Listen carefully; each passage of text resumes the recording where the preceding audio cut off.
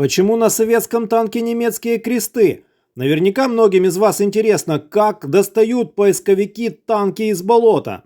Эта удивительная история началась еще в 1999 году, когда под 3 метрами ила местного озера был обнаружен танк. Весьма современная боевая машина на 1944 год попала в руки немцев и успела провоевать за них целых 6 недель.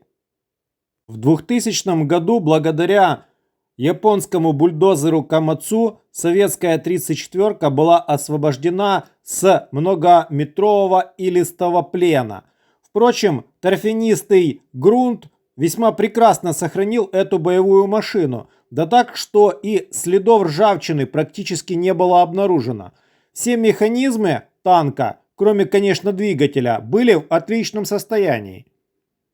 С помощью архивов удалось выяснить, что с февраля по сентябрь 1944 года на узком участке шириной около 50 километров близ Нарвы в северо-восточной части Эстонии шли очень тяжелые бои. По разным оценкам, около 100 тысяч человек было убито, 300 тысяч человек ранено.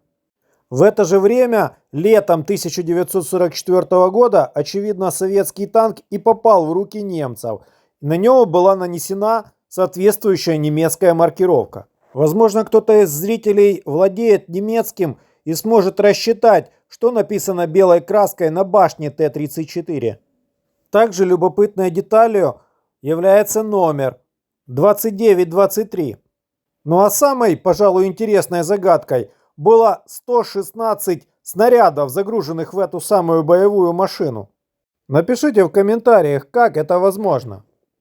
Я же рискну предположить, что немцы при отступлении просто сгрузили в танк снаряды и направили его в озеро, чтобы он повторно не достался в руки Красной Армии. Ведь экипажа в танке также не было.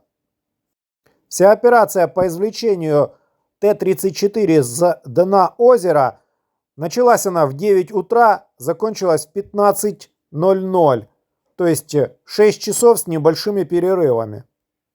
Довольно-таки быстро, если учесть, что танк в полном своем снаряжении весит около 30 тонн, плюс вы еще видели, какой склон нужно было машине преодолеть, чтобы появиться на поверхности.